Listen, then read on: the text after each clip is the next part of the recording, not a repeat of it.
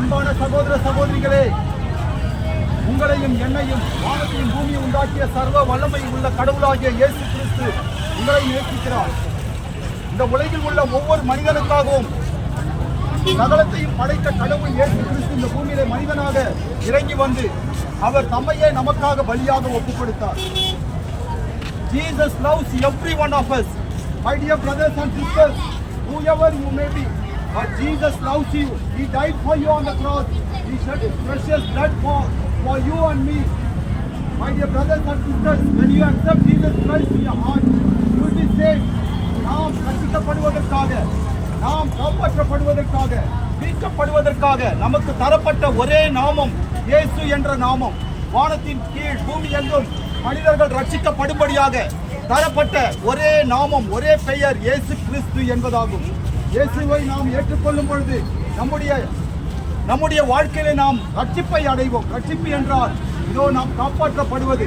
இந்த உலகில் எங்கு பார்த்தாலும் அநியாயங்களும் அக்கிரமங்களும் இருப்பதை நாம் பார்க்க முடியும். பாவம் தவறுகள் நிறைவேறுவதை நாம் பார்க்க முடியும். பாவத்திலிருந்து நம்மை விடுதலையாக்க வல்ல ஒரே தெய்வம் இயேசு கிறிஸ்து. ஏனென்று சொன்னால் அவரே நம்முடைய எல்லாருடைய பாவத்துக்காகவும் சிலுவையிலே மரித்தார். நம்முடைய மாசற்ற இரத்தத்தை சிந்தி மரித்தார். அவரோ பாவமே அறியாதவர். இயேசு கிறிஸ்து பாவமே அறியாதவர்.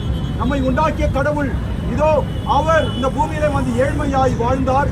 ஆனால் அவரே வானத்துக்கும் பூமிக்கும் சொந்தக்காரர் என்று வேதம் பரிசுத்த பைபிள் கூறுகிறது. உங்களையும் என்னையும் நேசிக்கிற இயேசு கிறிஸ்து அவர் மரணத்தை ஜெயித்து உயிர்த்தெழுந்து இன்றும் உயிரோடு இருக்கிறார்.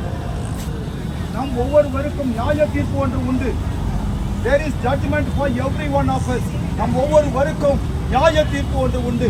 அந்த நியாய தீர்ப்பு என்னவென்று சொன்னால் கடவுளே அவர் நியாய தீர்ப்பை கொடுக்கிற அந்த நியாயாதிபதியாக இருக்கிறார். அந்த நியாயாதிபதி யார் என்று சொன்னால் அவரே இயேசு கிறிஸ்து.